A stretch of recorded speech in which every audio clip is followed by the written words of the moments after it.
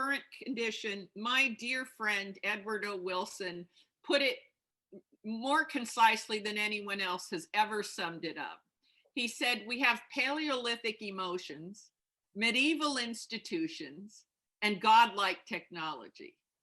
That is the time we're living in. We do really have,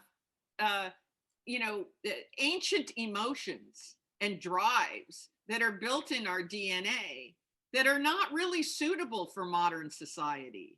They cause us to manipulate data. They cause us to be greedy. They cause us to want to win. They drive us in very nefarious ways. Our institutions are so far behind where technology is. And you know this because, we're now trying to regulate what goes on social media. That train left the station 25 years ago. Mm-hmm. You're not going to put the toothpaste back in the tube, right? You can have all the Senate hearings you want, but that's just too late. What we ought to be thinking about is what comes after social media. What comes after Facebook and Twitter? Because we know what's under development. What we've got to do is put guardrails around that now, right? Before it becomes popular. Yeah. And where our institutions have failed us is that they have no foresight.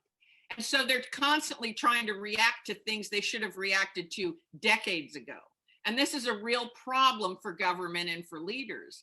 And then lastly, godlike technology. We do have godlike technology, so much so that we'll trust a machine more than another human being. And, I tell people I do trust data and machines and predictive analytics more than I do somebody telling me what they think is going to happen in the future. I mean, just last week, I picked up my cell phone and it said rain in 6 minutes. Can you even imagine 20 or 30 years ago being able to predict rain in 6 minutes? And why can we do that? Because we launched the GOES satellites about a year and a half ago that gave us 3 and 6 times the data. And 3 to 6 times the data translates into much more accuracy than 3 to 6 times. Right. With that data, our algorithmic power was increased manyfold, to the point where in my geographic space where I'm standing, you can tell me it's going to rain in 6 minutes. Now, how much do you think our government is on top of that? They're running further and further and further behind because they don't have futurists.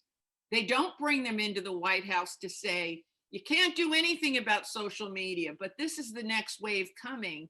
Let's get on top of that and put the guardrails in now instead of after the fact.